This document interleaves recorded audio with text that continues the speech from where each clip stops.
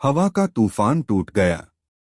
QE की एक उमड़ती हुई शक्ति ने उस पर सीधा प्रहार किया और यश को तुरंत ऐसा लगा जैसे उसका भौतिक शरीर कुचला जा रहा हो। उसकी पुतलियां तुरंत खतरनाक चुभन में सिकुड़ गईं।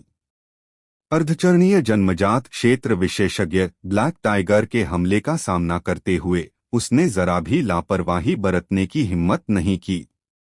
एक पल में उसने अपनी सारी शक्ति झोंक दी, बहते बादल कृपाण को थामे और अपना सबसे शक्तिशाली कृपाण हमला किया। फुफकार।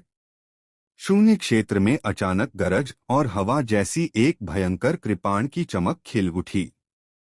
विहान के अवशेषों से लड़ने के समय की तुलना में यश का कृपाण प्रहार काफी ज्यादा शक्तिशाली था, कम से कम दोगुना।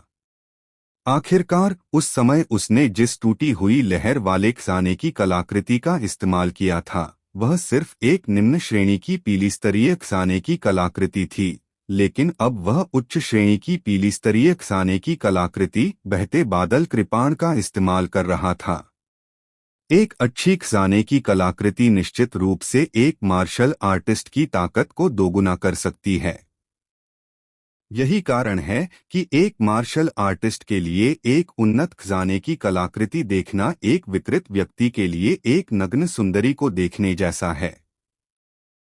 दुर्भाग्य से शक्ति के पूर्ण अंतर के सामने कोई भी बाहरी साधन बेकार है। यश अपनी अर्जित 8वीं स्तरीय साधना के साथ एक अर्जित 9वीं स्तरीय विशेषज्ञ को आसानी से मार सकता था, लेकिन वह अभी भी एक अर्धचरणीय जन्मजात क्षेत्र विशेषज्ञ के सामने कुछ हद तक शक्तिहीन था। पफ। उस भयंकर सच्ची क्यूई हस्तछाप के नीचे कृपाण की तेज चमक टोफू जितनी नाजुक थी। क्षण भर की टक्कर से ही वह धूल के ढेर में बिखर गया। फुफकार। एक भयंकर प्रतिक्रिया हुई और यश ने मुंह भर लाल खून थूका, फिर पीछे झुक गया और अस्तव्यस्त तरीके से पीछे की ओर उड़ गया। एक धीमी धमाके के साथ वह मोटी चट्टान की दीवार से जोर से टकराया। उसकी पीठ के पीछे कठोर चट्टान की दीवार पर कई भयानक दरारें तेजी से फैल गईं, जिससे पता चलता था कि उसने कितना भयंकर प्रभाव सहा था और उसका पूरा कंकाल कराह रहा था। सौभाग्य से यश के भौतिक शरीर का गुण उसी साधना स्तर पर मार्शल आर्टिस्ट से कहीं बेहतर था, अन्यथा इस चाल से वह न केवल खून थूकता बल्कि उसके पूरे शरीर की हड्डियां और मांसपेशियां उस सच्ची क्यूई हथेली के निशान से पूरी तरह चकनाचूर हो जाती। क्या यह जन्मजात सुरक्षात्मक आभा की शक्ति है? यह सचमुच दुर्जेय है। यश ने अपने मुंह के कोने से खून पोंछने के लिए अपना हाथ उठाया। उसकी आंखों में अभूतपूर्व गंभीरता झलक रही थी। जन्मजात सुरक्षात्मक आभा, एक जन्मजात क्षेत्र विशेषज्ञ का अनूठा प्रतीक। जब एक मार्शल कलाकार अर्जित नवमस्तरीय साधना के शिखर पर पहुंचता है तो उसके डेंटियन में संग्रहित सच्ची ऊर्जा पहले ही संतृप्त अवस्था में पहुंच चुकी होती है। एक और झोंका भी डेंटियन को विस्फोटित कर सकता है। इसलिए जब साधना अर्जित नवमस्तरीय साधना के शिखर पर पहुंचती है तो एक मार्शल कलाकार की मुख्य साधना अब अपने शरीर को भरने के लिए स्वर्ग और पृथ्वी आध्यात्मिक ऊर्जा को अवशोषित करना नहीं, बल्कि डेंटियन में सच्ची ऊर्जा को निरंतर संपीड़ित करना है। एक निश्चित सीमा तक संपीड़ित होने के बाद सच्ची ऊर्जा में गुणात्मक परिवर्तन होगा, जो जन्मजात सुरक्षात्मक आभा में विकसित होगा। जन्मजात सुरक्षात्मक आभा की शक्ति सामान्य सच्ची ऊर्जा से कम कई गुना अधिक शक्तिशाली होती है। इसलिए वे विशेषज्ञ भी जिनकी साधना अर्जित नवमस्तर के शिखर पर पहुंच गई है, एक जन्मजात क्षेत्र विशेषज्ञ के सामने तुच्छ हैं, एक भी प्रहार झेलने में पूरी तरह असमर्थ, क्योंकि दोनों पक्षों द्वारा प्रयुक्त ऊर्जा एक ही स्तर पर नहीं है। उनके बीच का अंतर ज़मीन आसमान का है। ऐसी परिस्थितियों में एक अर्जित क्षेत्र मार्शल कलाकार एक जन्मजात क्षेत्र मार्शल कलाकार का प्रतिद्वंद्वी कैसे हो सकता है? हालांकि यह काला बाघ जन्मजात क्षेत्र विशेषज्ञ नहीं है, फिर भी एक अर्धचरण जन्मजात क्षेत्र विशेषज्ञ होने के नाते वह जन्मजात सुरक्षात्मक आभा को संघनित और उपयोग करने के लिए वास्तव में योग्य है। हालांकि इसकी शक्ति एक सच्चे जन्मजात क्षेत्र विशेषज्ञ की जन्मजात सुरक्षात्मक आभा से बहुत कमजोर है, फिर भी यह सामान्य सच्ची क्यूई से 1 या 2 गुना अधिक शक्तिशाली है। इसलिए केवल एक ही वार से यश जैसा शक्तिशाली व्यक्ति भी घायल हो गया। आज्ञाकारी रूप से समर्पण करो। यश और बाकी लोगों के पास कदम पहुंचते हुए ब्लैक टाइगर के मुंह पर एक हल्की सी मुस्कान आ गई। पूरी ताकत के साथ उसने पूरी स्थिति पर पहले ही नियंत्रण कर लिया था।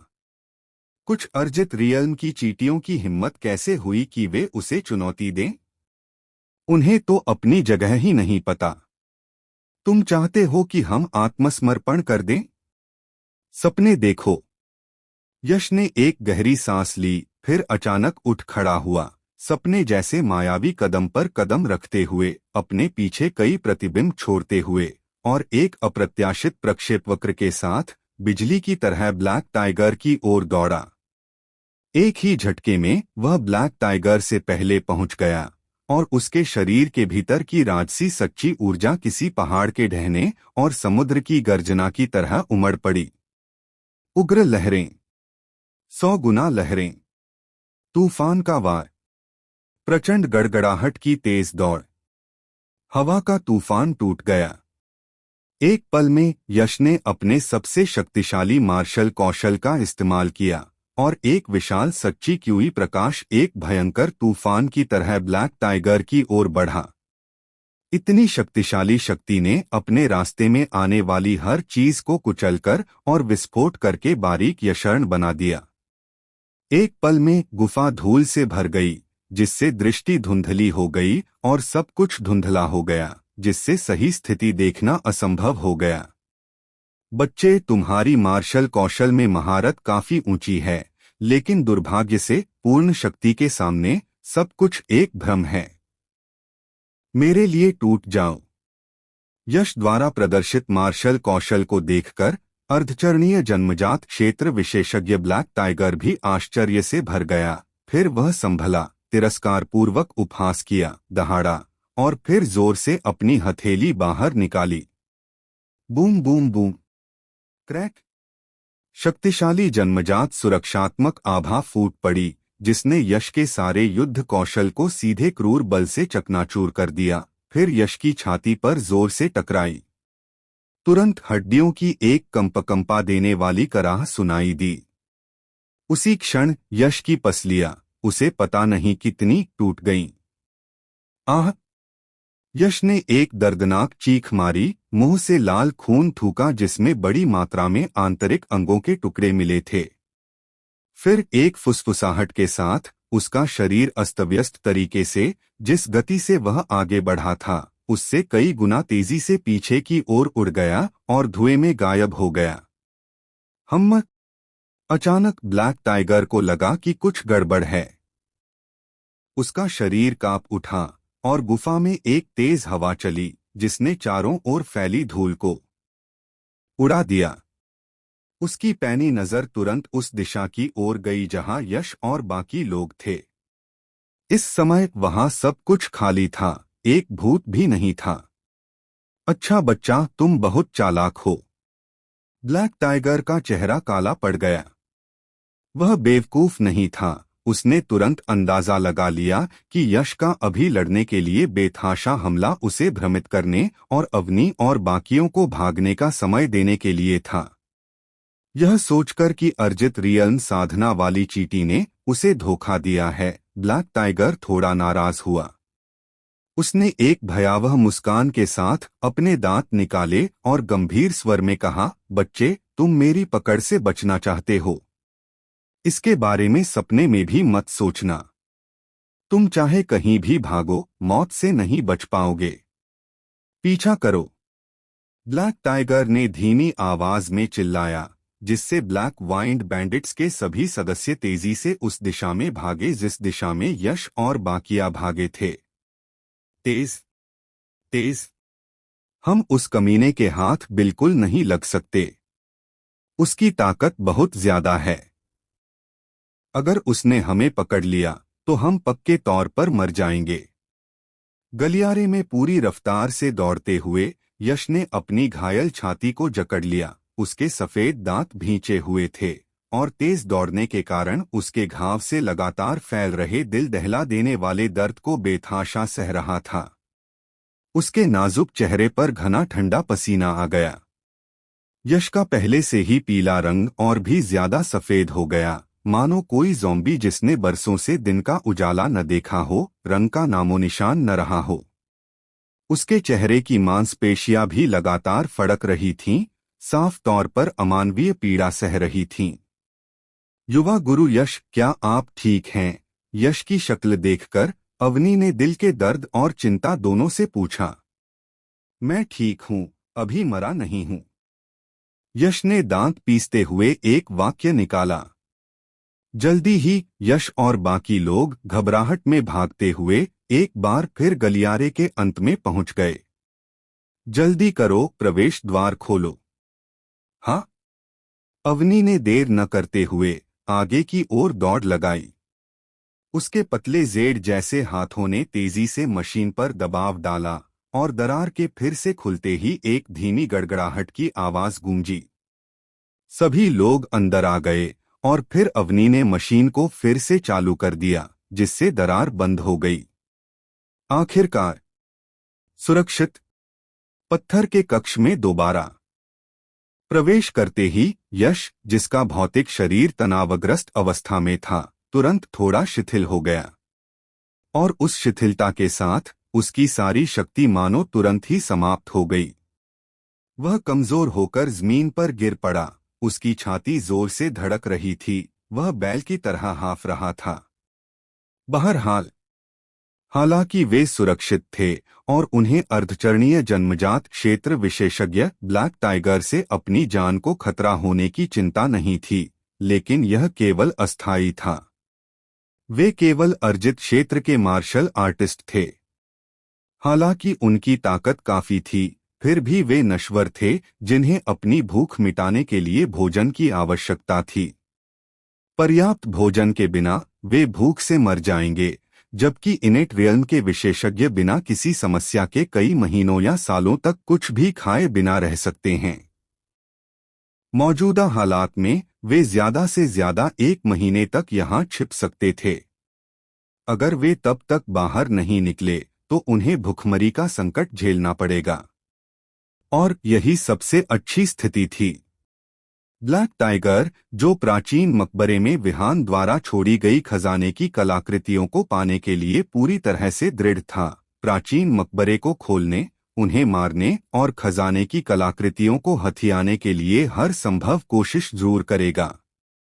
इस हिसाब से उनके पास बस आधे महीने से भी कम समय था। युवा गुरु यश, अब आप कैसे हैं?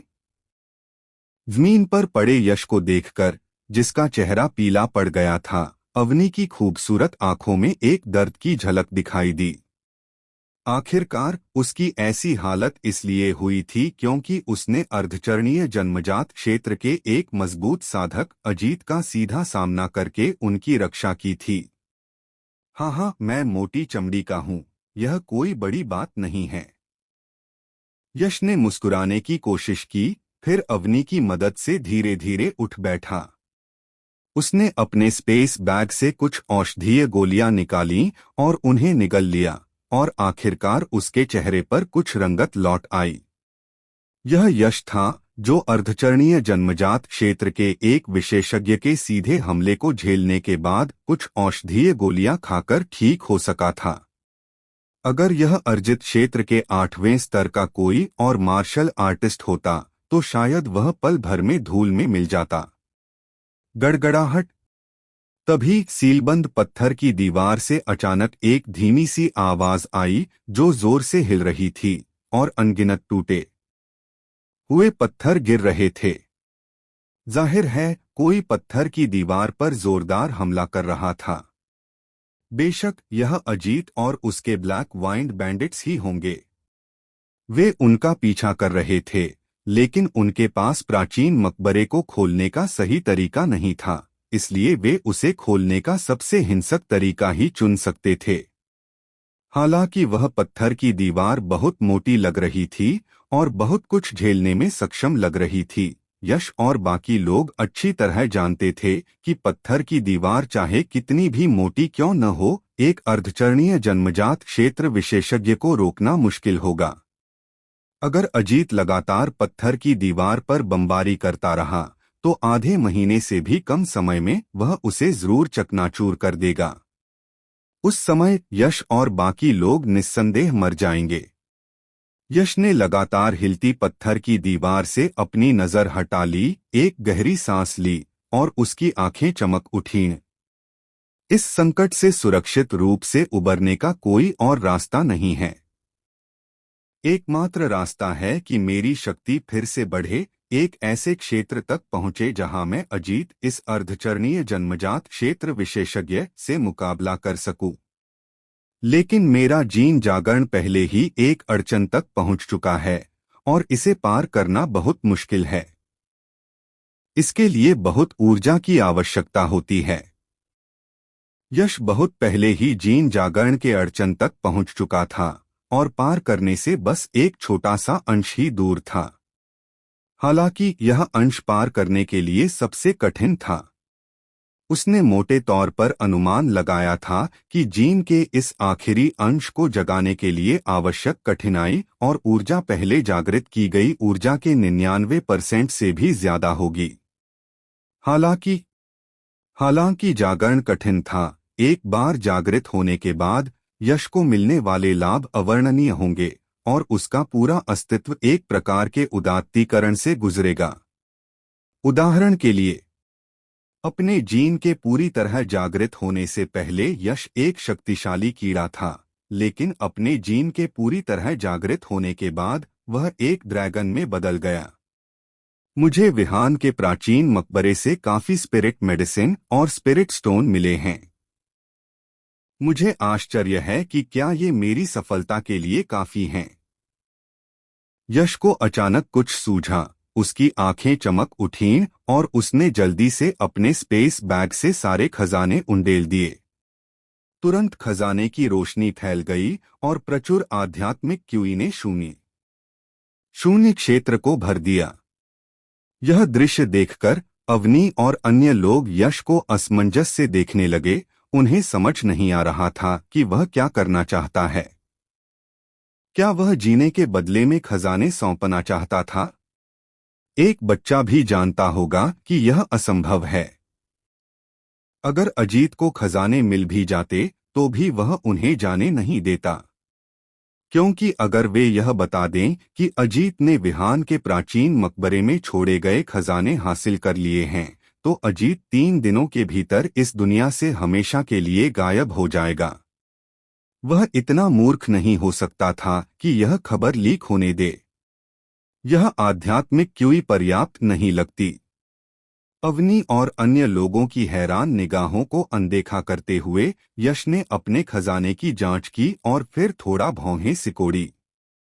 यह बहुत अच्छा होगा अगर इन आत्मिक औषधियों को औषधीय गोलियों में परिष्कृत किया जा सके। आत्मिक औषधि में स्वाभाविक रूप से प्रचुर मात्रा में स्वर्ग और पृथ्वी आध्यात्मिक क्यूई होती है और अन्य आत्मिक औषधियों को एक ही औषधीय गोली में मिलाकर आरोपित आध्यात्मिक क्यूई एक ऐसा बढ़ावा देगी जो निश्चित रूप से एक से बढ़कर एक होगा। लेकिन मैं कीमिया नहीं जानता। जरा रुको, क्या मुझे प्राचीन कीमिया गुप्त नियमावली नहीं मिली? यह विचार आते ही यश ने तुरंत और अधीरता से अपने स्पेस बैग से भेड़ की खाल का स्क्रॉल निकाला। फिर अवनी और अन्य लोगों की अजीब निगाहों को नजरअंदाज करते हुए वह उसे बहुत ही गंभीरता से और लालच से पढ़ने लगा। अस्पष्ट और समझने में कठिन विषय वस्तु के एक के बाद एक पृष्ठ उसकी आंखों के सामने आते गए और फिर अपनी शक्तिशाली स्मरण शक्ति का उपयोग करते हुए यश ने उसे सीधे अपने मन में अंकित कर लिया। लगभग 1 घंटे बाद यश ने धीरे से भेड़ की खाल का स्क्रॉल बंद किया। उसके चेहरे पर कुछ स्तब्ध भाव था जब उसने कहा, रसायन विद्या वास्तव में गहन और व्यापक है। मार्शल दाओ गुप्त नियमावली की तुलना में यह अधिक जटिल और पेचीदा है, जिससे इसे सीखना बेहद कठिन है और इसके लिए असाधारण रूप से उच्च योग्यता की आवश्यकता होती है। अन्यथा भले ही किसी के पास रसायन विद्या की गुप्त नियमावली हो, वह रसायन विद्या में पारंगत नहीं हो सकता। उच्च योग्यता वाले मार्शल कलाकार पहले से ही दुर्लभ हैं, शायद 10,000 मार्शल कलाकारों में से केवल 10 ही पैदा हो पाते हैं। और इन 10 प्रतिभाशाली मार्शल कलाकारों में से शायद केवल 1 या 2 ही रसायन विद्या में रुचि रखते होंगे।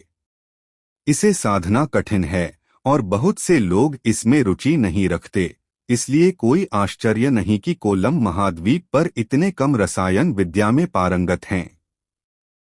हालांकि इसी कारण से एक रसायन विद्या में इतनी महानता है। अगर वे हर जगह होते तो शायद वे इतने दुर्लभ नहीं होते। आखिरकार दुर्लभता ही चीजों को मूल्यवान बनाती है। प्राचीन रसायन विद्या में दिए गए विवरणों के माध्यम से यश ने भी रसायन विद्या के पेशे की कुछ समझ हासिल की। युवा गुरु यश, आप क्या कर रहे हैं? अवनी ने उत्सुकता से पूछा। यश मुस्कुराया और बोला, प्राचीन कीमिया सीख रहा हूँ। कीमिया सीखने की तैयारी कर रहा हूँ। कीमिया? अवनी और बाकी लोग तुरंत उलझन में पड़ गए। उन्हें समझ नहीं आ रहा था कि इतनी गंभीर स्थिति में भी यश के पास कीमिया सीखने का समय क्यों था। आखिर उसके दिमाग में क्या था? उसके विचार इतने कल्पनाशील और अथाह थे। युवा गुरु यश, मुझे नहीं लगता कि आपको अभी कीमिया सीखने में अपना समय बर्बाद करना चाहिए। अवनी यश की कुछ बेतुकी हरकतों को और बर्दाश्त नहीं कर सका और उसे सलाह देने के लिए आगे बढ़ा। हमें अभी भी आधे महीने तक टिके रहना चाहिए। आपको इस समय का उपयोग अपनी साधना को पूरी लगन से निखारने में करना चाहिए। मैं आपकी ताकत देख रहा हूँ। हालांकि आप अजीत के बराबर नहीं हैं, फिर भी आप उसके साथ 2-3 चालें बदलने के योग्य हैं। अगर आपकी ताकत और बढ़ती है, भले ही आप अजीत के बराबर न हो, फिर भी आप शांति से बच सकते हैं। मैं यश कुछ भी कर लूंगा, लेकिन मैं अपने दोस्तों को छोड़कर अकेले नहीं भागूंगा। या तो हम साथ जाएंगे या साथ मरेंगे। जाहिर है, जरूरी नहीं कि हम मर जाएं। जब तक मैं औषधीय गोली को सफलतापूर्वक परिष्कृत कर लूंगा, हम जीवित रह सकते हैं, क्योंकि मेरे पास एक गुप्त नियमावली है। जब तक औषधीय गोली परिष्कृत होती रहेगी, औषधीय गोली की शक्ति से मैं अजीत से मुकाबला करने की ताकत हासिल कर सकता हूँ। यश चुपचाप अवनी को देख रहा था। उसकी आंखें साफ थीं और उसकी आवाज दृढ़ और गूंजती हुई थी। हालांकि एक कहावत है, जहाँ जीवन है वहाँ आशा है। एक कहावत यह भी है, एक सच्चा इंसान जानता है कि क्या करना है और क्या नहीं करना है। यश के लिए दोस्तों को छोड़कर अकेले भाग जाना ऐसा काम था जिसे करने के बजाय वह मरना पसंद करेगा। यश की बातें सुनकर अवनी का दिल थोड़ा कांप उठा और उसने फिर कुछ नहीं कहा। उसकी खूबसूरत आंखें यश को गहराई से देख रही थीं, प्रशंसा से भरी हुई, सोच रही थीं कि वह क्या सोच रही है। दीप, मुझे एक पल के लिए अपनी पृथ्वी कांसे की कड़ाही उधार दे दो। अवनी से और कुछ कहने का समय न होने और तैयारी करने के बाद यश ने दीप की ओर देखा। हाँ? दीप ने सीधे पृथ्वी कांसे की कड़ाही पलट दी। प्राचीन कीमिया में दर्ज कुछ औषधि सूत्रों को मन में याद करते हुए यश ने फिर अपने सामने आत्मा औषधि को व्यवस्थित रूप से रखा। फिर उसने धीरे से एक और मैला क्यूई सांस में छोड़ा और उसकी गहरी आंखों से एक तेज चमक फूट पड़ी। एक धीमी चीख के साथ उसने हवा में ताली बजाई। दहाड़! पृथ्वी कांसे की कड़ाही के तल पर असली क्यूई फट गई, मानो किसी चीज में आग लग गई हो। एक धधकती लौ, एक झुलसा देने वाली आभा बिखेरती हुई तेजी से ऊपर उठी। जल्द ही चिलचिलाती लपटों के नीचे मूल रूप से पीले रंग का मिट्टी का कांसे का कड़ाही पूरी तरह से लाल हो गया, मानो कोई जलता हुआ लोहा हो। एक लाल रंग की रोशनी फैल गई, मानो पत्थर के कक्ष में तपता हुआ सूरज आराम कर रहा हो और उस जगह को आग की तरह लाल कर दिया। यश की आंखों में एक तेज चमक चमक उठी और उसने तुरंत एक आत्मा औषधि निकाली और उसे मिट्टी का कांसे का कड़ाही में फेंक दिया। कड़ाही के अंदर से एक धीमी आवाज आई, जिसके बाद वेंट से काले धुएं का एक गुबार निकला। जब आत्मा औषधि जलकर राख हो गई तो यही हुआ। स्पष्ट रूप से कीमिया का पहला प्रयास विफल रहा। हालांकि यश निराश नहीं हुआ, क्योंकि कीमिया स्वाभाविक रूप से एक बहुत ही कठिन चीज थी और असफलता एक बहुत ही सामान्य घटना थी। यहाँ तक कि एक कीमिया ग्रैंडमास्टर भी अपनी कीमिया में 100% सफलता की गारंटी नहीं दे सकता था, इसलिए असफलता पर ध्यान देने की कोई जरूरत नहीं थी। महत्वपूर्ण बात यह थी कि क्या असफलता से अनुभव प्राप्त किया जा सकता है। आग का तापमान बहुत ज्यादा है, जिससे स्पिरिट मेडिसिन सीधे भस्म हो जाती है। आग का तापमान बहुत कम है, जिससे स्पिरिट मेडिसिन पूरी तरह से पिघल नहीं पाती और उसकी औषधीय क्षमता बहुत कम हो जाती है। स्पिरिट मेडिसिन का संलयन गलत है। एक के बाद एक प्रयास और असफलताएं। उन्हें पता ही नहीं चला कि 1 घंटा बीत चुका था। यश को लगातार असफल होते देख अवनी खुद को रोक नहीं पाया और आगे बढ़कर पूछा, युवा गुरु यश, क्या आपने पहले कभी कीमियागिरी का अध्ययन किया है? नहीं, मैं पहली बार औषधीय गोलियों को परिष्कृत कर रहा हूँ, यश ने सीधे जवाब दिया। हे भगवान! यह सुनकर अवनी और बाकी लोगों को अचानक चक्कर आने लगा। उनके चेहरे अवाक रह गए। यश के पहले के शब्दों से वे बहुत आशान्वित थे। उन्हें पूरा विश्वास था कि वह औषधीय गोलियों को सफलतापूर्वक परिष्कृत कर सकता है और उन्हें इस मुश्किल से बचा सकता है। पता चला कि इतने समय से 1 घंटे पहले तक वह एक बहुत ही नौसिखिया था, जिसने कभी कीमियागिरी को छुआ तक नहीं था।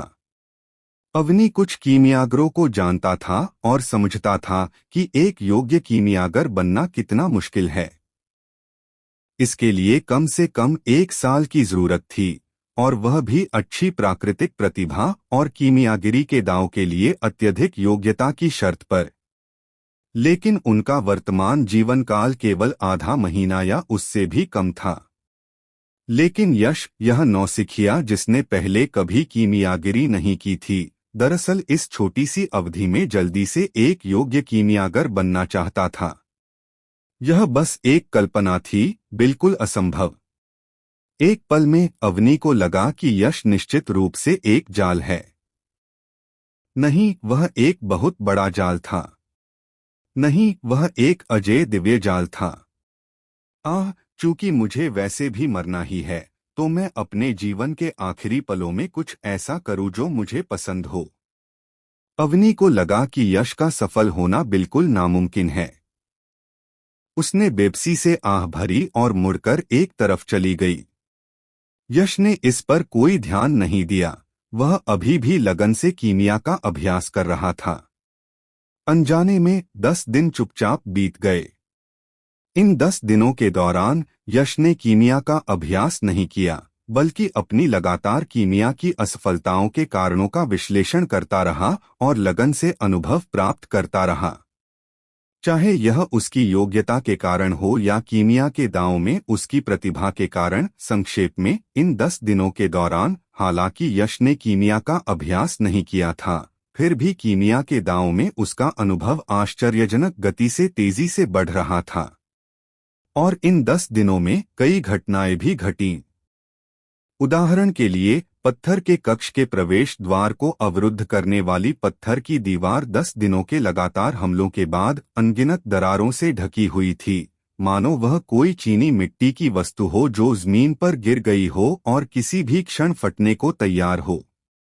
स्थिति को देखते हुए पत्थर की दीवार निश्चित रूप से 3 दिनों के भीतर टूट जाएगी। यश के लिए समय कम होता जा रहा था। अगर वह 3 दिनों के भीतर एक औषधीय गोली को परिष्कृत नहीं कर पाया तो उसका भाग्य एक मृत अंत होगा। मैं अभी शुरू कर सकता हूं। संकट निकट आ गया। एक सामान्य व्यक्ति पहले ही चिड़चिड़ा और घबराया हुआ हो जाता, लेकिन यश के मन में ऐसी कोई भावना नहीं थी। उसका मन बर्फ की तरह शांत था।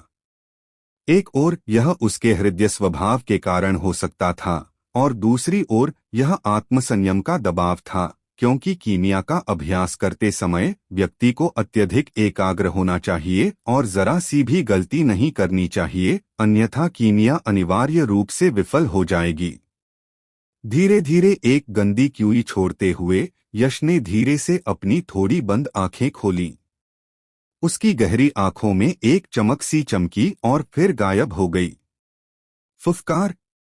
फिर उसने अपनी हथेली हिलाई और तपती लपटें फिर से भड़क उठीं। औषधीय सामग्री मिलाना, शोधन, संलयन। कीमिया के ये चरण स्वाभाविक रूप से बिना किसी हिचकिचाहट के जन्मजात थे। उसकी हरकतें पानी की तरह बह रही थीं, जो आंखों को बहुत भा रही थीं। 10 दिन पहले की तुलना में इस समय यश की कीमिया तकनीक अब अपरिचित नहीं थी, बिल्कुल किसी कीमियागर की तरह जो कई सालों से कीमिया के ताव में डूबा हुआ हो। जब अवनी ने यह दृश्य देखा तो उसके सुंदर चेहरे पर तुरंत आश्चर्य के भाव उभर आए। इन अविश्वसनीय रूप से कुशल हरकतों को देखकर यह कल्पना करना सचमुच मुश्किल था कि यश, यह लड़का, बस एक नौसिखिया था जिसे 10 दिन पहले कीमिया की कला बिल्कुल भी समझ नहीं थी। क्या ऐसा हो सकता है कि यश सचमुच सिर्फ आधे महीने में एक योग्य कीमियागर बन जाए? यह बिल्कुल असंभव था। अवनी को लगा कि उसका विचार थोड़ा अवास्तविक था। हालांकि जल्द ही अवनी को एहसास हुआ कि इस दुनिया में कुछ भी बिल्कुल असंभव नहीं है। लगभग 10 मिनट बाद गुफा में अचानक एक तेज खुशबू फैल गई और फिर मिट्टी के कांसे के बर्तन से एक हल्की रोशनी निकली। डोंग। यश की आंखों में एक चमक चमक उठी। जैसे ही उसने अपनी आस्तीन हिलाई, सच्ची क्यूई की एक लहर ने तुरंत मिट्टी के कांसे के बर्तन का ढक्कन खोल दिया और कई गोल औषधीय गोलियां बाहर निकल आईं। औषधीय गोलियां लगभग सोयाबीन के आकार की थीं और उसके हाथ में गर्म महसूस हो रही थीं, साफ तौर पर बर्तन से ताज़ा निकली थीं। आखिरकार मैं इसे परिष्कृत करने में सफल रहा। यश ने राहत की सांस ली, उसकी गंभीर अभिव्यक्ति थोड़ी नरम पड़ गई। अगर वह इन 3 दिनों में भी औषधीय गोलियों को सफलतापूर्वक परिष्कृत नहीं कर पाया तो शायद यहीं उसकी जान चली जाए। कोई भी मौत से नहीं डरता था, यहाँ तक कि सर्वोच्च जन्मजात क्षेत्र का विशेषज्ञ भी नहीं। यश की तो बात ही छोड़िए। सौभाग्य से औषधीय गोलियों का सफलतापूर्वक परिष्कृतीकरण हो चुका था और योजना का एक बड़ा हिस्सा पूरा हो चुका था, जिससे उसके बचने की उम्मीद जगी थी। यह एक प्रथम श्रेणी की रक्त संघनक गोली है और यह एक उच्च श्रेणी की प्रथम श्रेणी की रक्त संघनक गोली है। यह दृश्य देखकर अवनी और बाकी लोग अचंभित रह गए, मानो उन्होंने कुछ अविश्वसनीय देख लिया हो। उनके चेहरे अविश्वास से भर गए। यश वास्तव में आधे महीने में एक योग्य कीमियागर बन गया था और उसने अपने पहले प्रयास में जिन औषधीय गोलियों का शोधन किया था वे उच्च श्रेणी की औषधीय गोलियां थीं। एक ही श्रेणी की औषधीय गोलियां भी अलग अलग स्तरों में विभाजित थीं। निम्नतम से उच्चतम तक वे थे: साधारण श्रेणी, उत्कृष्ट श्रेणी, दोषरहित श्रेणी और उत्तम श्रेणी। औषधीय गोली का ग्रेड जितना ऊंचा होगा, उसका प्रभाव उतना ही बेहतर और मूल्यवान होगा। क्या यह व्यक्ति सचमुच पहले कभी कीमिया से परिचित नहीं हुआ था? पहली बार जब उसने औषधीय गोलियों को सफलतापूर्वक परिष्कृत किया तो वे उत्कृष्ट श्रेणी की निकलीं। यह अविश्वसनीय था। अवनी एक कीमियागर को जानता था जो कीमिया में काफी प्रतिभाशाली था और कीमिया के ताव में उसे एक छोटा जीनियस कहा जाता था। उस व्यक्ति को कीमिया सीखने से लेकर औषधीय गोलियों को सफलतापूर्वक परिष्कृत करने में पूरा 1 साल लग गया, और उसने जो पहली औषधीय गोलियां परिष्कृत कीं, वे मुश्किल से साधारण श्रेणी तक पहुंच पाईं। एलिट ग्रेड फर्स्ट ग्रेड औषधीय गोलियों को परिष्कृत करने में उसे 1 और साल का कठिन अध्ययन करना पड़ा। कीमिया की दुनिया में इतनी तेजी पहले से ही उत्कृष्ट थी, लेकिन यश के सामने वह तथाकथित छोटा जीनियस तो बस कचरा था। आधे महीने से भी कम समय में उसने वह कर दिखाया जो दूसरों के लिए आधे साल में हासिल करना मुश्किल था। यश को अब जीनियस शब्द से वर्णित नहीं किया जा सकता था। दूसरों के लिए यह प्रशंसा होगी, लेकिन यश के लिए यह केवल एक अपमान था। उसे एक विलक्षण प्रतिभा कहा जाना चाहिए। हाँ, यश का वर्णन करने के लिए केवल विलक्षण प्रतिभा शब्द ही पर्याप्त था। हालांकि अवनी और अन्य लोगों ने कभी यह उम्मीद नहीं की थी कि यह चौंकाने वाला दृश्य यश के लिए केवल एक भूख बढ़ाने वाला था।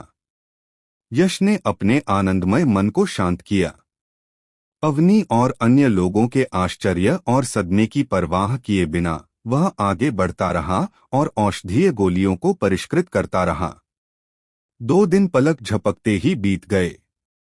उत्तम श्रेणी की प्रथम श्रेणी की रक्त संघनक गोलियां, उच्च श्रेणी की द्वितीय श्रेणी की क्यूई वापसी गोलियां, उच्च श्रेणी की तृतीय श्रेणी का शाही रक्तयशर्ण। अपनी पहली सफल कीमिया के बाद से यश बाद के शोधनों में शायद ही कभी असफल हुआ। वह लगभग हमेशा सफल रहा। उसकी सफलता दर लगभग 100% रही, और चाहे उसने किसी भी श्रेणी की औषधीय गोलियां परिष्कृत की हों, उनमें से कोई भी साधारण श्रेणी की नहीं थी। शुरुआती सदमे से लेकर अब तक अवनी और बाकी लोग पहले से ही सुन्न थे। यह आदमी यश तो बस कीमिया के लिए ही बना था।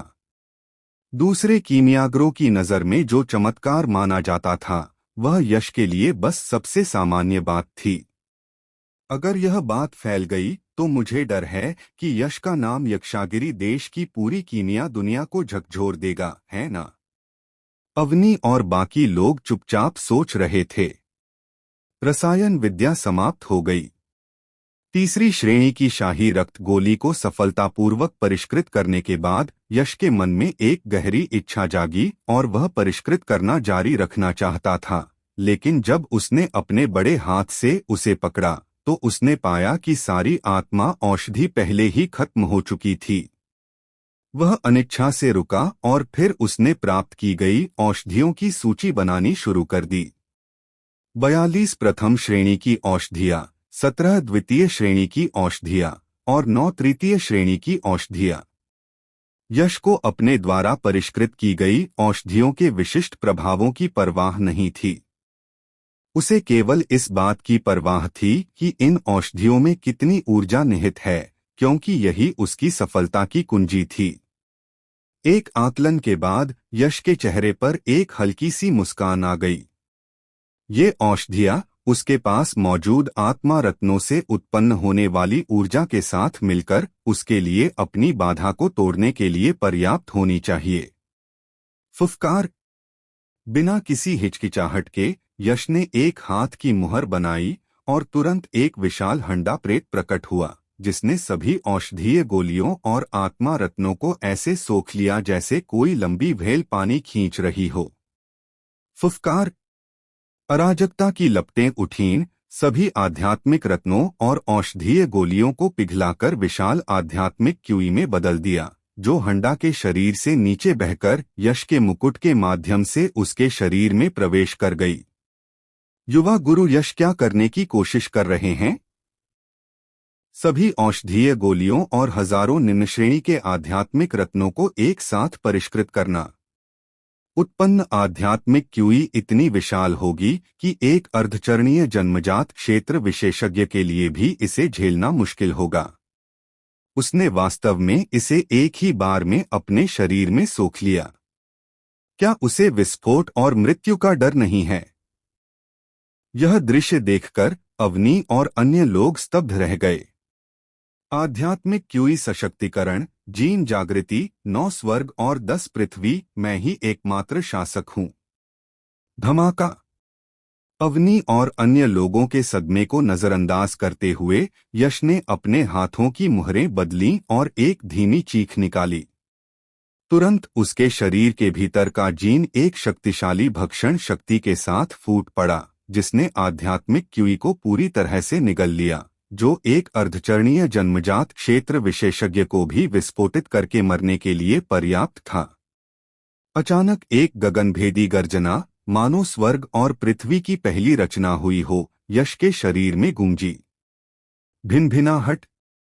सुप्त जीन जोर से कंपन करने लगा, फिर प्रकाश की हजारों किरणें निकलीं। जीन के भीतर से लगातार भयानक आभा की लहरें निकल रही थीं। वह दृश्य किसी प्राचीन पशु के अपनी नींद से जागने जैसा था। सच्चे जन्मजात विशेषज्ञ भी इस आभा को महसूस करके भयभीत हो जाते और उनके पैर नरम पड़ जाते। दुर्भाग्य से यह सब यश के शरीर के भीतर हो रहा था और बाहरी लोग इसे देख नहीं पा रहे थे। उस भयानक आभामंडल के भीतर एक अविश्वसनीय रूप से गहन ऊर्जा भी थी, जो यश के अंगों और हड्डियों में लगातार प्रवाहित हो रही थी। यश के चेहरे पर एक सुखद आश्चर्य का भाव प्रकट हुआ। वह स्पष्ट रूप से महसूस कर सकता था कि वह किसी प्रकार के परिवर्तन से गुजर रहा था। लगता है यह परिवर्तन कुछ समय तक ही चलेगा। मैं इस खाली समय का उपयोग स्वर्णिम लापीस लाजुली अधिपति शरीर कला की साधना के लिए कर सकता हूँ।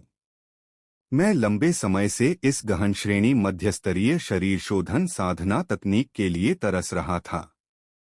मुझे आश्चर्य है कि मेरी शक्तिशाली भौतिक शरीर प्रतिभा को इस शरीर शोधन साधना तकनीक के साथ मिलाने से क्या आश्चर्यजनक प्रभाव उत्पन्न होंगे। यश तो बस एक साधना उन्मादी था। अगर इस समय कोई और यहाँ होता तो वह निश्चित रूप से अपना सारा ध्यान इस बात पर लगाता कि वे कैसे सुधार कर रहे हैं, लेकिन उसने ऐसा नहीं किया। इसके बजाय वह इस खाली समय का उपयोग अन्य साधना तकनीकों की साधना के लिए करना चाहता था। ऐसा कार्य सचमुच अवाक था। युवा गुरु यश ने इतनी आध्यात्मिक क्यूई सोख ली है, फिर भी वह बिल्कुल ठीक हैं। उनका भौतिक शरीर किस चीज से बना है? क्या यह एक अथाह गड्ढा है? यह देखकर अवनी खुद को रोक नहीं पाई और बोली। यश का प्रदर्शन समझ से परे था। यह आदमी एक विकृत व्यक्ति है। उसके साथ जो भी अजीब होता है वह सामान्य है, क्योंकि वह एक विकृत व्यक्ति है। उसकी तुलना सामान्य लोगों से बिल्कुल नहीं की जा सकती। शिवानी ने भी चौंकते हुए कहा। हालांकि अगर यश ने ये शब्द सुने होते तो उसे समझ नहीं आता कि उसे खुश होना चाहिए या उदास। शिवानी, जो हमेशा से उसे नापसंद करती थी, आखिरकार उसकी प्रशंसा करने के लिए तैयार हो गई। लेकिन ये शब्द प्रशंसा के होने चाहिए थे, फिर भी ये थोड़े अपमानजनक लग रहे थे। समय उड़ गया और एक दिन तेजी से बीत गया। मैं अभी यहां तक साधना करूंगा। काला बाघ घुसने वाला है। यश, जो उन्मत्त साधना की अवस्था में था, ने भी समय का ध्यान रखा। हालांकि वह अभी भी थोड़ा असंतुष्ट महसूस कर रहा था, फिर भी उसने निर्णायक रूप से अपनी साधना अवस्था से बाहर निकलने का निश्चय किया। युवा गुरु यश कैसा है? अवनी और अन्य लोगों ने चिंता से पूछा।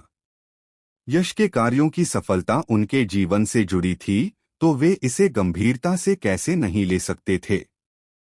मुझे ठीक ठीक पता नहीं है कि मेरा युद्ध आशय कितना बढ़ा है, लेकिन मेरा मानना है कि जब तक काला बाघ इस आधे महीने के भीतर अर्धचरणीय जन्मजात से वास्तविक जन्मजात क्षेत्र तक नहीं पहुंच जाता, तब तक वह हमारे लिए फिर कभी कोई खतरा पैदा नहीं कर पाएगा।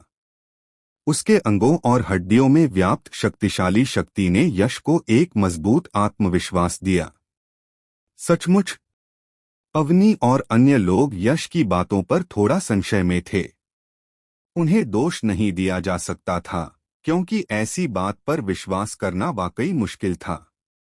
यह तो जानना ही होगा कि आधे महीने पहले यश को ब्लैक टाइगर ने एक ही वार में घायल कर दिया था। फिर भी सिर्फ आधे महीने बाद उसने दावा किया कि वह ब्लैक टाइगर से मुकाबला कर सकता है। ताकत में इतनी जबरदस्त बढ़ोतरी सच थी, इस पर यकीन करना मुश्किल था। गड़गड़ाहट। यश के जवाब देने से पहले ही अचानक एक गगनभेदी गर्जना सुनाई दी। आधे महीने की बमबारी के बाद मोटी पत्थर की दीवार आखिरकार उस दबाव को सहन नहीं कर सकी और एक अतुलनीय शक्तिशाली बल से चकनाचूर हो गई। पत्थर के टुकड़े बारिश की बूंदों की तरह पत्थर के कमरे में घुस गए। हाँ, आखिरकार यह शापित पत्थर की दीवार खुल ही गई। एक उत्साहित हंसी गूंजी और फिर काले कपड़े पहने आकृतियों का एक समूह एक प्रबल दुष्ट क्यूई का उत्सर्जन करते हुए अंदर आया। नेता ब्लैक टाइगर था। ब्लैक टाइगर की ठंडी निगाहें यश और बाकी लोगों पर टिकी थीं। चींटियों के झुंड, तुमने मुझे यहाँ पूरा आधा महीना बर्बाद कर दिया। मैं तुम्हें आसानी से नहीं छोड़ूंगा। एक बार जब मैं तुम्हें पकड़ लूंगा तो मैं तुम्हें जरूर पूरी तरह से प्रताड़ित करूंगा। उसके जहरीले लहजे ने सबके दिलों में ठंडक पहुंचा दी। यश ने ब्लैक टाइगर की ठंडी आभा को नजरअंदाज करते हुए एक कदम आगे बढ़ाया और शांति से मुस्कुराया। ब्लैक टाइगर, जैसा कि कहावत है, 3 दिन बाद किसी विद्वान को नई नजर से देखना चाहिए। हम आधे महीने से मिले नहीं हैं। अब हम वो नरम आटा नहीं रहे जिसे तुम अपनी मर्जी से गूंथकर चपटा कर सको। हे, तुम्हारी आवाज बहुत घमंडी है, छोटे बदमाश। वो कौन था जिसे आधे महीने पहले मेरी हथेली ने मरे हुए कुत्ते की तरह पीटा था? ब्लैक टाइगर ने उपहास भरे चेहरे से यश को देखा, फिर उसके होठों पर एक भयावह मुस्कान आ गई और उसने ठंड से कहा, आधे महीने पहले तुम्हारे साथ व्यवहार करना किसी कमजोर इंसान के साथ व्यवहार करने जैसा था। आधे महीने बाद मैं अभी भी कर सकता हूं। तो चलो कोशिश करते हैं। यश अपने हाथ पीठ पीछे करके खड़ा था। उसका भाव शांत था, ब्लैक टाइगर के तिरस्कार से नाराज नहीं था।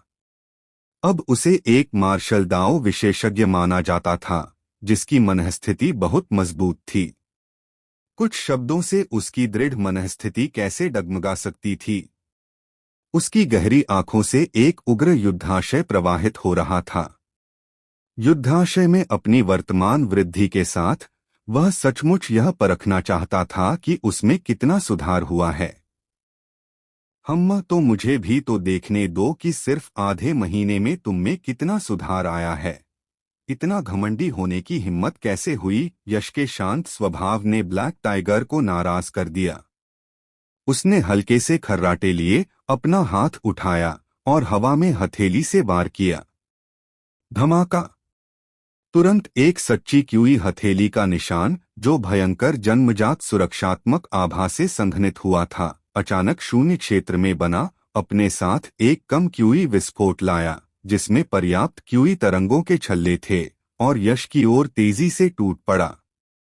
मेरी शक्ति की परीक्षा का समय आ ही गया।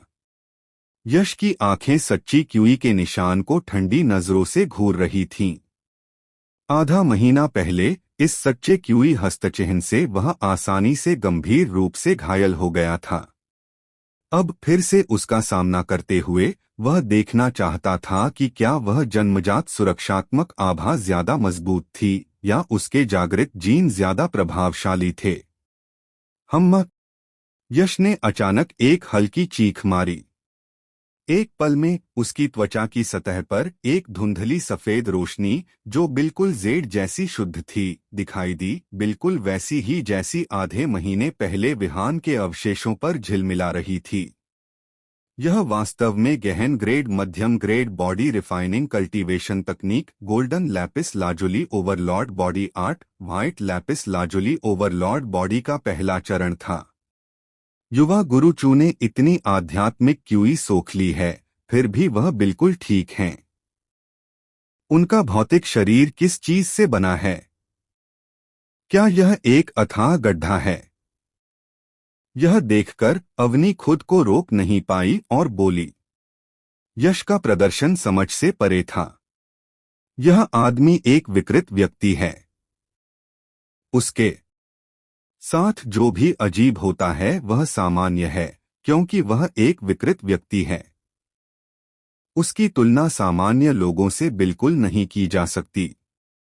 शिवानी ने भी चौंकते हुए कहा। हालांकि अगर यश ने ये शब्द सुने होते तो उसे समझ नहीं आता कि उसे खुश होना चाहिए या उदास। शिवानी, जो हमेशा से उसे नापसंद करती थी, आखिरकार उसकी प्रशंसा करने के लिए तैयार हो गई। लेकिन ये शब्द प्रशंसा के होने चाहिए थे, फिर भी ये थोड़े अपमानजनक लग रहे थे। समय उड़ गया और एक दिन तेजी से बीत गया। मैं अभी यहां तक साधना करूंगा। काला बाघ घुसने वाला है। यश, जो उन्मत्त साधना की अवस्था में था, ने भी समय का ध्यान रखा। हालांकि वह अभी भी थोड़ा असंतुष्ट महसूस कर रहा था, फिर भी उसने निर्णायक रूप से अपनी साधना अवस्था से बाहर निकलने का निश्चय किया। युवा गुरु यश कैसा है? अवनी और अन्य लोगों ने चिंता से पूछा। यश के कार्यों की सफलता उनके जीवन से जुड़ी थी, तो वे इसे गंभीरता से कैसे नहीं ले सकते थे। मुझे ठीक ठीक पता नहीं है कि मेरा युद्ध आशय कितना बढ़ा है, लेकिन मेरा मानना है कि जब तक काला बाघ इस आधे महीने के भीतर अर्धचरणीय जन्मजात से वास्तविक जन्मजात क्षेत्र तक नहीं पहुंच जाता, तब तक वह हमारे लिए फिर कभी कोई खतरा पैदा नहीं कर पाएगा। उसके अंगों और हड्डियों में व्याप्त शक्तिशाली शक्ति ने यश को एक मजबूत आत्मविश्वास दिया। सचमुच? अवनी और अन्य लोग यश की बातों पर थोड़ा संशय में थे। उन्हें दोष नहीं दिया जा सकता था, क्योंकि ऐसी बात पर विश्वास करना वाकई मुश्किल था। यह तो जानना ही होगा कि आधे महीने पहले यश को ब्लैक टाइगर ने एक ही वार में घायल कर दिया था। फिर भी सिर्फ आधे महीने बाद उसने दावा किया कि वह ब्लैक टाइगर से मुकाबला कर सकता है। ताकत में इतनी जबरदस्त बढ़ोतरी सच थी, इस पर यकीन करना मुश्किल था। गड़गड़ाहट। यश के जवाब देने से पहले ही अचानक एक गगनभेदी गर्जना सुनाई दी। आधे महीने की बमबारी के बाद मोटी पत्थर की दीवार आखिरकार उस दबाव को सहन नहीं कर सकी और एक अतुलनीय शक्तिशाली बल से चकनाचूर हो गई। पत्थर के टुकड़े बारिश की बूंदों की तरह पत्थर के कमरे में घुस गए। हाँ, आखिरकार यह शापित पत्थर की दीवार खुल ही गई। एक उत्साहित हंसी गूंजी और फिर काले कपड़े पहने आकृतियों का एक समूह एक प्रबल दुष्ट क्यूई का उत्सर्जन करते हुए अंदर आया। नेता ब्लैक टाइगर था। ब्लैक टाइगर की ठंडी निगाहें यश और बाकी लोगों पर टिकी थीं। चींटियों के झुंड, तुमने मुझे यहाँ पूरा आधा महीना बर्बाद कर दिया। मैं तुम्हें आसानी से नहीं छोड़ूंगा। एक बार जब मैं तुम्हें पकड़ लूंगा तो मैं तुम्हें जरूर पूरी तरह से प्रताड़ित करूंगा। उसके जहरीले लहजे ने सबके दिलों में ठंडक पहुंचा दी। यश ने ब्लैक टाइगर की ठंडी आभा को नजरअंदाज करते हुए एक कदम आगे बढ़ाया और शांति से मुस्कुराया। ब्लैक टाइगर, जैसा कि कहावत है, 3 दिन बाद किसी विद्वान को नई नजर से देखना चाहिए। हम आधे महीने से मिले नहीं हैं। अब हम वो नरम आटा नहीं रहे जिसे तुम अपनी मर्जी से गूंथकर चपटा कर सको। हे, तुम्हारी आवाज बहुत घमंडी है, छोटे बदमाश। वो कौन था जिसे आधे महीने पहले मेरी हथेली ने मरे हुए कुत्ते की तरह पीटा था? ब्लैक टाइगर ने उपहास भरे चेहरे से यश को देखा, फिर उसके होठों पर एक भयावह मुस्कान आ गई और उसने ठंड से कहा, आधे महीने पहले तुम्हारे साथ व्यवहार करना किसी कमजोर इंसान के साथ व्यवहार करने जैसा था। आधे महीने बाद मैं अभी भी कर सकता हूं। तो चलो कोशिश करते हैं। यश अपने हाथ पीठ पीछे करके खड़ा था। उसका भाव शांत था, ब्लैक टाइगर के तिरस्कार से नाराज नहीं था। अब उसे एक मार्शल दाव विशेषज्ञ माना जाता था, जिसकी मनःस्थिति बहुत मजबूत थी। कुछ शब्दों से उसकी दृढ़ मनःस्थिति कैसे डगमगा सकती थी। उसकी गहरी आंखों से एक उग्र युद्धाशय प्रवाहित हो रहा था। युद्धाशय में अपनी वर्तमान वृद्धि के साथ वह सचमुच यह परखना चाहता था कि उसमें कितना सुधार हुआ है। हम्मा, तो मुझे भी तो देखने दो कि सिर्फ आधे महीने में तुम में कितना सुधार आया है। इतना घमंडी होने की हिम्मत कैसे हुई? यश के शांत स्वभाव ने ब्लैक टाइगर को नाराज कर दिया। उसने हल्के से खर्राटे लिए, अपना हाथ उठाया और हवा में हथेली से वार किया। धमाका! तुरंत एक सच्ची क्यूई हथेली का निशान, जो भयंकर जन्मजात सुरक्षात्मक आभा से संघनित हुआ था, अचानक शून्य क्षेत्र में बना, अपने साथ एक कम क्यूई विस्फोट लाया, जिसमें पर्याप्त क्यूई तरंगों के छल्ले थे, और यश की ओर तेजी से टूट पड़ा। मेरी शक्ति की परीक्षा का समय आ ही गया। यश की आंखें सच्ची क्यूई के निशान को ठंडी नजरों से घूर रही थीं। आधा महीना पहले इस सच्चे क्यूई हस्तचिह्न से वह आसानी से गंभीर रूप से घायल हो गया था। अब फिर से उसका सामना करते हुए वह देखना चाहता था कि क्या वह जन्मजात सुरक्षात्मक आभा ज्यादा मजबूत थी या उसके जागृत जीन ज्यादा प्रभावशाली थे। हम यश ने अचानक एक हल्की चीख मारी। एक पल में उसकी त्वचा की सतह पर एक धुंधली सफेद रोशनी, जो बिल्कुल जेड जैसी शुद्ध थी, दिखाई दी, बिल्कुल वैसी ही जैसी आधे महीने पहले विहान के अवशेषों पर झिलमिला रही थी। यह वास्तव में गहन ग्रेड मध्यम ग्रेड बॉडी रिफाइनिंग कल्टीवेशन तकनीक golden Lapis lazuli Overlord body art white Lapis lazuli Overlord body का पहला चरण था। उसका खुला हुआ मुंह खुल गया और एक घनी दुष्टची तुरंत ऊपर आ गई, जिससे एक भयानक दम घुटने वाली अनुभूति हुई। छह! यश ने तिरस्कार से अपनी भौहें उठाईं, फिर उसकी आंखों में एक तेज चमक दिखाई दी। मेरे लिए तोड़ दो। धमाका! जैसे ही उसके शब्द निकले, यश पीछे हटने के बजाय आगे बढ़ा, कुछ तेज कदमों से आगे बढ़ा और तुरंत सच्चेची बाघ के सामने पहुंच गया। इससे पहले कि उसका खुला हुआ मुंह नीचे गिर पाता, उसके हाथ बिजली की तरह तेजी से बाहर निकले और सीधे सच्चेची बाघ के पंजों को पकड़ लिया। अगले ही पल यश की भुजाओं से एक भयानक शक्ति फूट पड़ी और उसने दोनों भुजाओं से जोर से खींचा। तुरंत सच्चेची बाघ ने एक चीख भी नहीं निकाली, इससे पहले कि वह दो टुकड़ों में फट गया और फिर शून्य लोक में फट गया। छह! एक शक्तिशाली ट्रू क्यूई प्रतिक्रिया हुई और ब्लैक टाइगर के होठों से लाल रक्त की एक धार बह निकली। वह कई कदम पीछे हट गया, फिर मुश्किल से खुद को संभाल पाया। उसके चेहरे पर सदमे और क्रोध का मिलाजुला भाव था। वह घायल हो गया था। वह एक प्रतिष्ठित अर्धचरणीय जन्मजात क्षेत्र विशेषज्ञ, वास्तव में एक अर्जित क्षेत्र मार्शल आर्टिस्ट द्वारा घायल हो गया था। यह सचमुच एक बड़ा अपमान था और वह क्रोधित कैसे न होता, लगभग पागल हो जाता। हे ब्लैक टाइगर, तुमने मुझे 2 घूंसे मारे हैं, तो अब तुम मेरा एक घूंसा झेल लो। यश के पास ब्लैक टाइगर के सदमे और क्रोध की परवाह करने का समय नहीं था। वह उसे सांस लेने का भी समय नहीं देना चाहता था। उसके होठों पर एक ठंडी मुस्कान आ गई, फिर उसने अपने पैर के अंगूठे से जमीन पर थपथपाया और उसका आकार तुरंत एक बांस की तरह हवा में उड़ गया, सीधे ब्लैक टाइगर के सिर के ऊपर आ पहुंचा।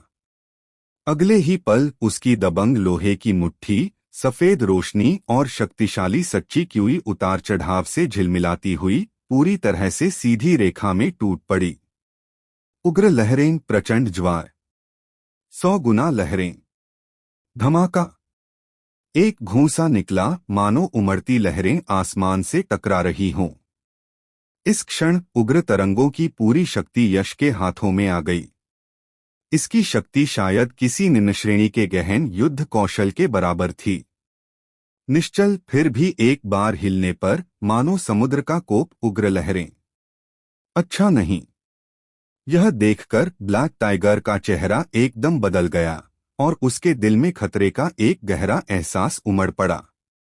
जरा भी लापरवाही न बरतते हुए उसका हट्टा कट्टा शरीर अचानक कांप उठा और तुरंत उसके भीतर से जन्मजात कीवी का एक समूह फूट पड़ा, जो आपस में गुंथकर एक अंडे के छिलके के आकार का प्रकाशपटल बना जिसने उसके शरीर को ढक लिया। बेटे, तुम चाहे कितने भी शक्तिशाली क्यों न हो, तुम मुझे नुकसान पहुंचाने के बिल्कुल भी योग्य नहीं हो। मैं अर्धचरणीय जन्मजात क्षेत्र विशेषज्ञ हूं और तुम केवल एक अर्जित क्षेत्र चींटी हो। हमारे बीच की खाई एक खाई की तरह है, तुम उसे पार करने के योग्य नहीं हो। जन्मजात सुरक्षात्मक आभा द्वारा निर्मित प्रकाश पर्दे की सुरक्षा में काले बाघ का मन तुरंत शांत हो गया और वह तिरस्कारपूर्ण भाव से चिल्लाया।